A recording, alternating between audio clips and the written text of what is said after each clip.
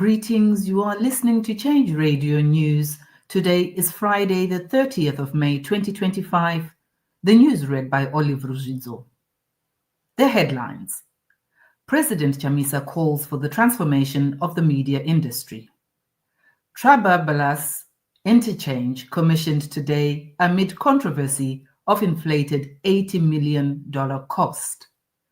And former Member of Parliament Fadzayi Mahere challenges media policy.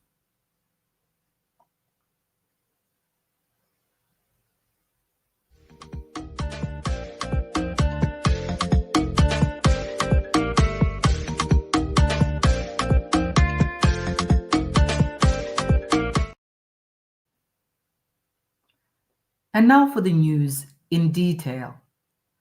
President Nelson Chamisa has criticized the recently launched new media policy, saying it is a damp squib and a hollow gesture.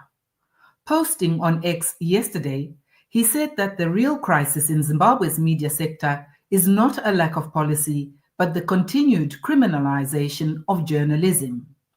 Instead of opening space for investment and innovation, this policy tightens the administration grips on media. He called for true media reforms to break monopoly and promote local investment.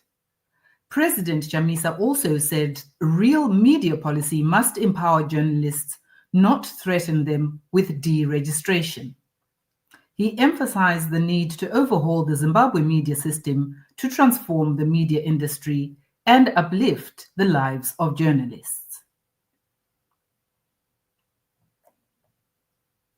The Trabablas Interchange in the capital Harare, named after Emerson Mnangagwa and remarkable for its visibly poor workmanship, is set to be commissioned by the head of state and government today after being constructed at an inflated cost of $88 million.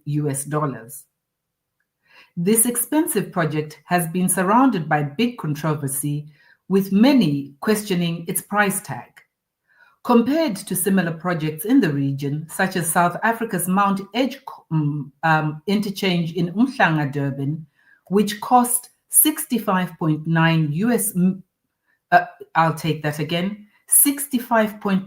million US dollars, the Trabablas traffic interchange price is clearly excessive. Critics say that the project's cost is inflated, with some estimating that it would cost, Critics say that the project's cost is inflated, with some estimating that it could have been built for a lot less. There are also concerns about the tender process and the awarding of contracts to politically connected individuals. Fossil Contracting, a company owned by businessman Obey Chimuka, who is linked to controversial businessman Kudakwashi Dagwirei, was part of the consortium that built the interchange, raising concerns about the cronyism and corruption by those who say the price is inflated to cater for bribes and kickbacks for individuals and officials involved. The former Mount Pleasant Member of Parliament, Advocate Fadzayi Mahere, has questioned the validity of the new media policy launched by Mr. Emerson Mnangagwa on Wednesday. In a statement addressed to the Ministry of Information, Permanent Secretary Nick Mangwana, Mahere argued that the policy is unconstitutional.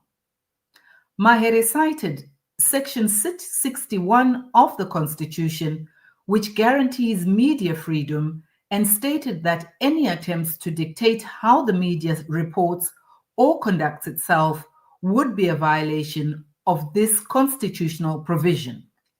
She emphasized that media houses have the right to independence from government or political control, and that state-owned media must remain impartial and allow for diverse views. According to Mahere, any provisions in the new policy that infringe on these freedoms would be unconstitutional and unenforceable.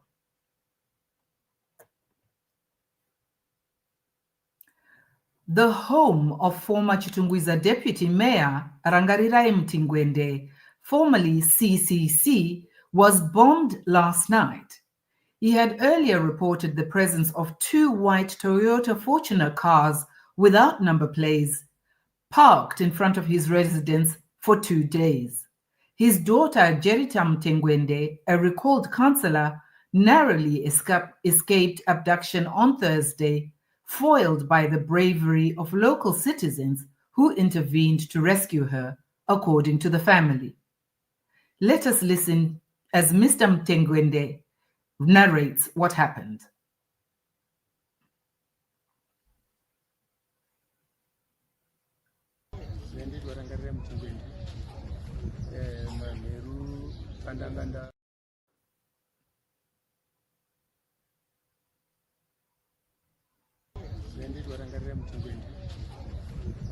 Maheru pandanganda kunorara manaini ndabva ndarara ndakaenda kunorara mutakshop ndarara imomo ndazoti kuma12 dzakaenda kuma12 ndobva ndatanga kupepuka because pane hope dzanga ndasangana nadzo dzanga dzisina kumira zvakanaka, so ndichingonopepuka ipapo some 10 minutes, some few minutes, about 10 minutes somewhere there. Pabva paita munhu aedza kuda kuvhura gate repatakshop, dho repatakshop ritotengesa naro. Saka paadakaedza kuvhura dho repatakshop riya, ndabva ndanzwa kuti kune munhu ari asvika apa. Saka ndakaita sendakarara ndasindazosumuka, ndobva ndamira pakona, ndobva atempta for the second time. Saka atempta for the second time abva akoniwa again, ndobva ndazobva just some purpose yokumuvha achibva patakshop idzokera kwanga achinomira ari. Saka immediately after that abva angokanda that object yaita explosion isina kunyatsonzwisisa kuti chii. Abva yangorova roof yese ndobva yatirika, ndobva yadonhera pasi. Achibva akanda for the second time again, ndobva akanda, ndobva yaita ripped down again kuarea yandanga ndiri somewhere ikoko. Ndokubva vamuvha vakudaidzira kuti uyu afa, ndobva atorwa pa, ndobva aenda. Ndomamirira zvaita usiku watopedza.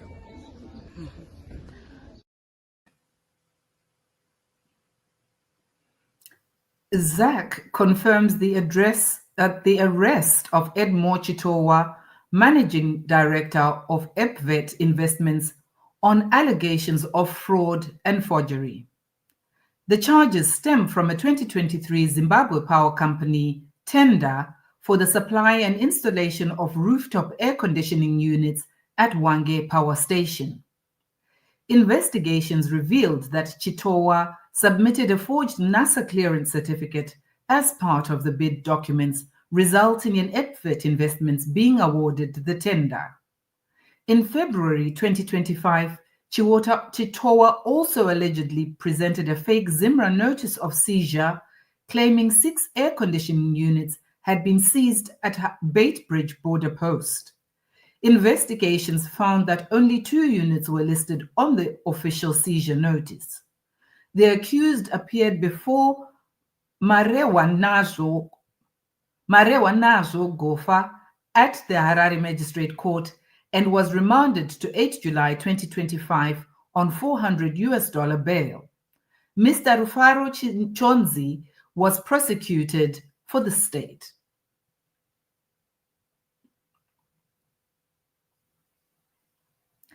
Chinhoyi Council could be losing thousands of dollars after it emerged that some councillors are getting soft loans in the form of subsistence allowances for trips paid in advance.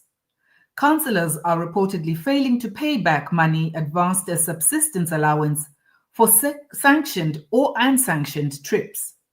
According to latest Finance Committee minutes, Ward 4 Councillor Ignatius Zvigadza of ZANU-PF is reported to have received $1,000 in November 2024 for a trip to Saudi Arabia for an international conference on learning cities, but never traveled. Up to now, he has not repaid the amount. Ward 8 Councillor and Audit Committee Chairperson David Malunga also got $333.37 and 9,154 ZiG to attend an audit workshop in Gweru. He, however, failed to travel and never paid back the money. Combined Chinhoyi Residents Trust chairperson Tendai Musonza expressed concern over the misuse of the allowance facility.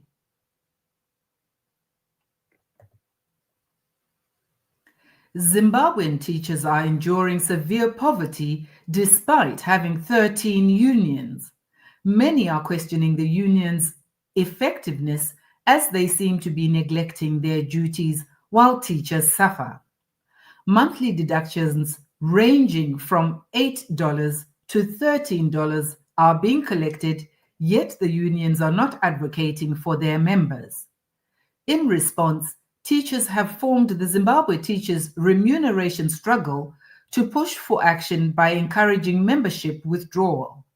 Our goal is to either revive the union's commitment to their members or expose their ineffectiveness. Let us hear from one of the leaders, Mr. Musiwa Chamisa, speak.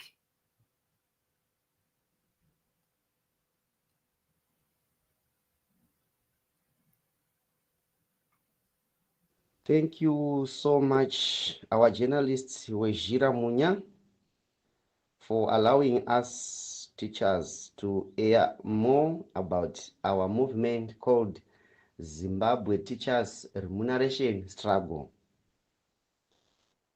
After realizing that in education sector, we have 13 unions who are representing teachers.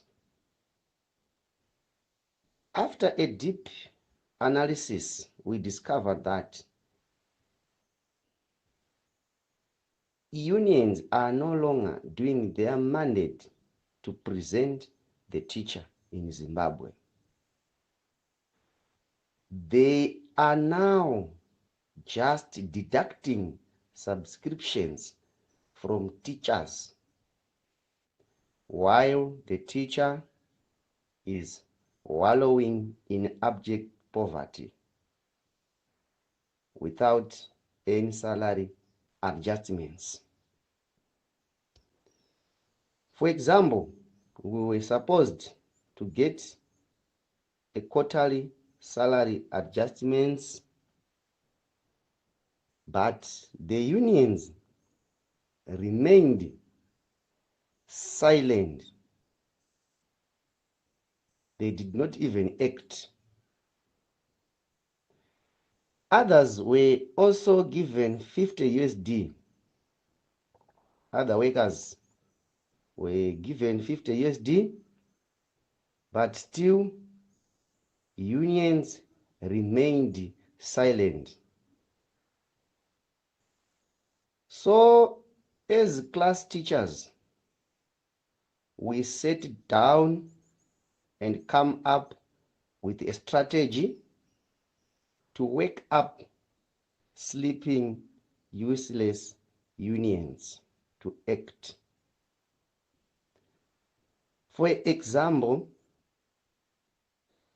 we are now encouraging teachers to unsubscribe those unions. We are doing this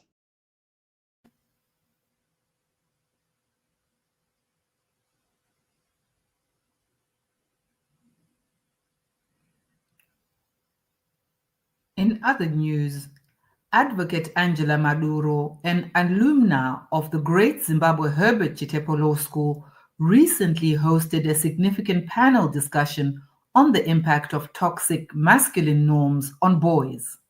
The event united legal professionals, cultural entrepreneurs, and social activists, all aiming to foster understanding and innovation solutions for gender-related challenges.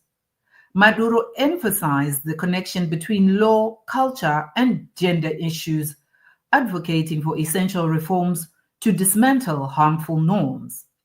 Supported by a collaborative effort with other institutions, she showcased her commitment to addressing social issues through the interdisciplinary approaches. As the founder of the Trinity Charity Foundation, she continues to inspire a new generation of empathetic leaders in the quest for general gender equality. In our local community news, Dr. Ian Dlovu, the pastor who was given a car by Wicknell Chivayo, is now asking his church members to donate $8,000 to cover the cost of transferring a title deed of the land to the name of Divine Kingdom Baptist Ministries before construction begins. This comes after Dr. Ndlovu recently received gifts from Wicknell Chivayo, which included a 2025 Toyota Land Cruiser, a Toyota Fortuner for his wife, and $150,000 in cash, all with a total value of $430,000.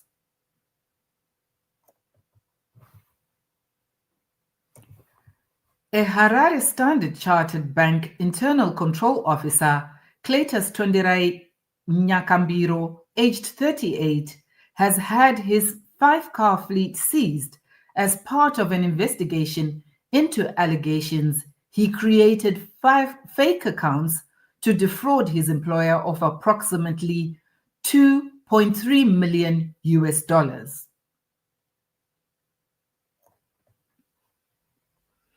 Heart and Soul TV journalist Blessed Mhlanga, who was recently released from remand prison, broke down while sharing a heartwarming story of kindness in an online interview. He recounted how people donated amounts ranging from 50 cents to $1 to support him while he was in prison. Among them was one person who gave 50 cents despite having to walk home every day. Mhlanga said these acts of kindness changed his perspective on life. In international news, in a case that has gripped South Africa, Raquel Kelly Smith, the mother of missing 6-year-old Jocelyn Smith, has been sentenced to life in prison for kidnapping and human trafficking.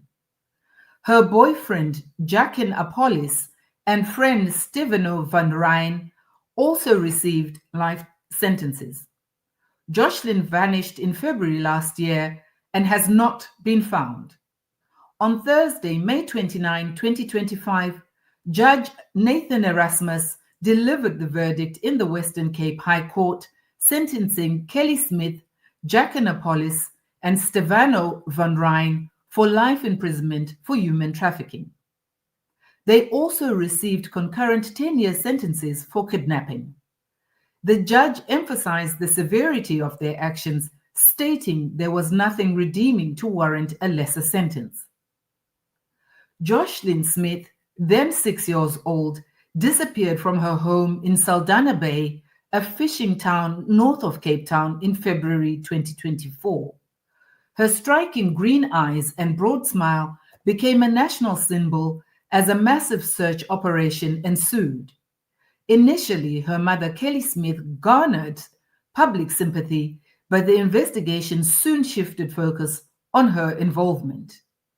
Prosecutors revealed that Kelly Smith sold her daughter reportedly for 20,000 Rand, approximately $1,100, to a traditional healer who was interested in Jocelyn's light eyes and fair complexion. Evidence presented in court indicated that Smith viewed her daughter as a commodity and was even willing to accept a lower sum of 5,000 Rand. Witnesses testified that Smith had previously spoken of her children being removed and that a search would yield nothing.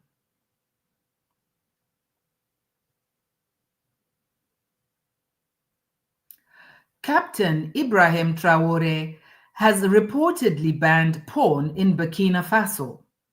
President Ibrahim Traore has officially banned access to pornographic websites in Burkina Faso, aligning his administration's push to conservative values and regulate digital content.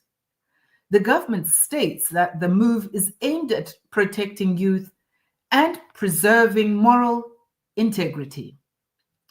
Internet service providers have been ordered to block adult sites, with enforcement already underway. The ban has sparked debate online. Supporters view it as a step toward safeguarding national values, while critics warn it may lead to increased censorship and limited digital freedoms. Burkina Faso joins other nations taking similar steps as part of a broad cultural and moral initiative.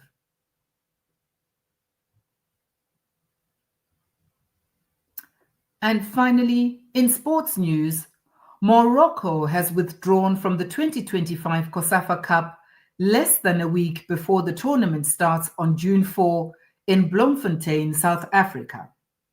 The Council of Southern African Football Associations, COSAFA, announced the withdrawal on Thursday, with Tanzania, an East African guest nation, replacing Morocco in Group C of the 14-team regional competition. This decision marks a significant change of the tournament, which has anticipated Morocco's debut as a high-profile guest nation following their semi-final appearance at the 2022 FIFA World Cup.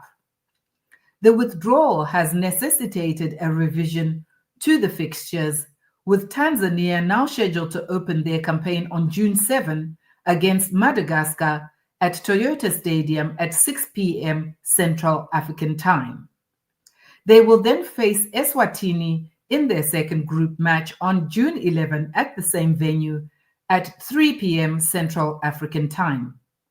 Tanzania's participation marks their fourth appearance at the regional tournament.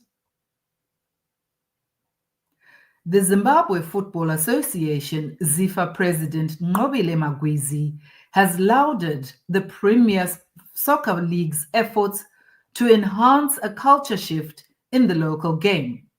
This comes after the high-profile MWOS Football Club versus Scotland encounter, which is set for Ngoni Stadium in Norton tomorrow, became the first local PSL match to have all tickets sold in advance. The Zimbabwe Football Association, ZIFA, has suspended another match official, Owen Manenda, the referee who officiated the Harare derby between Caps United and Dynamos, and he has been suspended. A statement by ZIFA reads, "The Zimbabwe Football Association wishes to inform all stakeholders and members of the public of the suspension of referee Owen Manenda. After careful evaluation of the match played at Rufaro Stadium on 18 May 2025 between Dynamos and Caps United, it was established that a critical officiating error significantly influenced the outcome of the game. This conclusion was based on the match commissioner's report, which highlighted a decision made by the official that contravened the expected stance of the performance at the top."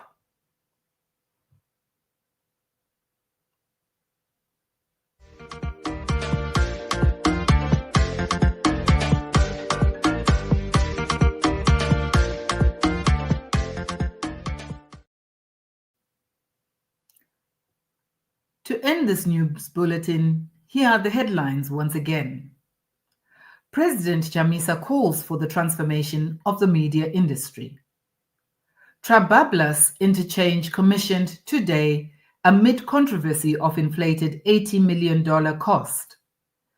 And former Member of Parliament Fadzayi Mahere challenges media policy.